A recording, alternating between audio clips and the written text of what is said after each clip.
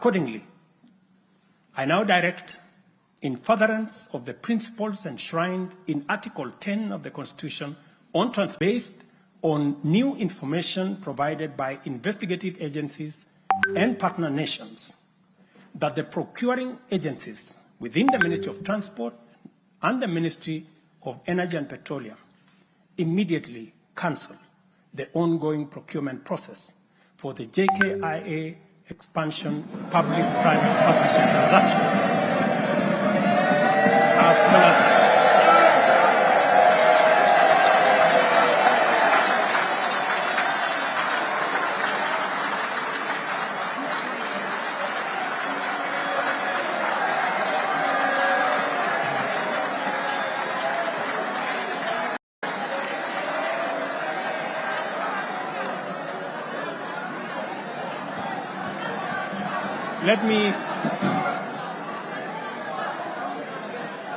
Let me repeat this for clarity.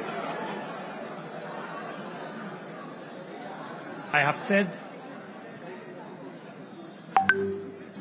that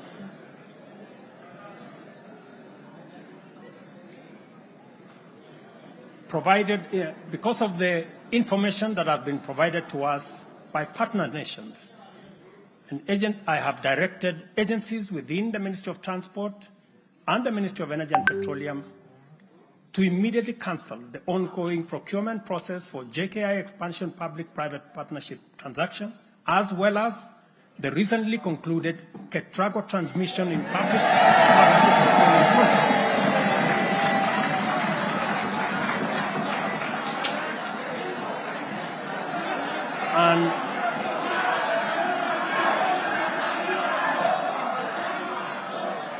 And immediately commence the process of onboarding alternative partners, because these are important projects. Honorable members, the work of taking our nation forward is our collective responsibility as citizens. For this reason, we value the contribution of all, whether they come in the form of support or encouragement, suggestion or proposal, criticism or protest. I believe that the most powerful component of leadership is listening and learning. Therefore, I engage with you and listen to all citizens, their elected leaders, public officers, administrators, teachers, and other professionals, learners and the youth, farmers, fisherfolk, pastoralists, traders, craftsmen, artisans, nurses, doctors, community health promoters, and workers across all types of sectors in every sector. I listen too to religious leaders, the civil society, industrialists, entrepreneurs, and professionals. Their contributions and everyone else's have my full attention and commitment to respond through positive, affirmative action that takes the national transformation endeavor forward. I commit to continue listening and acting, to engage, debate, deliberate with you, and to take your input into consideration in serving our nation. By design, the bottom-up economic transformation agenda is defined by its capacity to elicit feedback in the course of implementation and incorporate the same in making improvements and further progress. With every input from stakeholders, our ability to drive progress increases. By listening to you and to every Kenyan, I am able to serve this nation better. As we take part in this necessary discourse, I want to make one thing very clear. I am fully invested in the success of the strategies, policies, programs, and projects under our plan. For this reason, I am committed to do all it takes and work with every willing Kenyan until we succeed, because failure is not an option.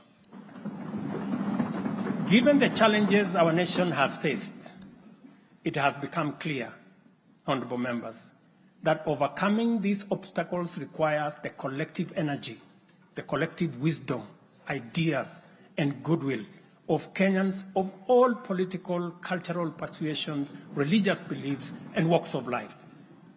The wisdom of entrenching national unity and inclusivity as a national value in our Constitution is clearly evident. Our diversity is our source of power. And this moment in the history of our nation calls for radical collaboration to transcend our challenges. We do not have the luxury of magnifying our differences. It is time for all of us to pull together and usher the nation into the future of our dreams. With this in mind, I initiated extensive consultations with leaders from across all divides, public and private. Through these engagements, we resolved to reimagine unity and inclusivity and harness the full potential of our nation through bipartisanship, which culminated in the formation of the broad-based cabinet. The imperative to accommodate the contribution of leaders across the aisle inspired us to constitute the broad-based government, a partnership based on shared purpose and premised on a commitment to bring our national values into action to turbocharge the implementation of the transformation of our nation. Being a farmer myself, transformation is like farming. A lot of resources are invested in plowing the land and planting the seeds, after which there is nothing to see for all the work except stretches of bare earth. Impatience might lead to anxiety and lamentation of the waste of effort in seed buried in the earth. However, after a brief wait, seedlings sprout, requiring close attention, weeding, and patient tending into the crop that will be ready for harvest. So is economic transformation. It requires hard work, investment of resources, patience, and faith. We have planted the seed, and all over the field, it is beginning to sprout. While admittedly there remains much to fulfill, our collective hope to deliver the national economic transformation that this nation so dearly deserves is on course. I am proud to declare that we have also made undeniable progress in building on the strong foundation laid in previous years and getting the National Development Project off the ground.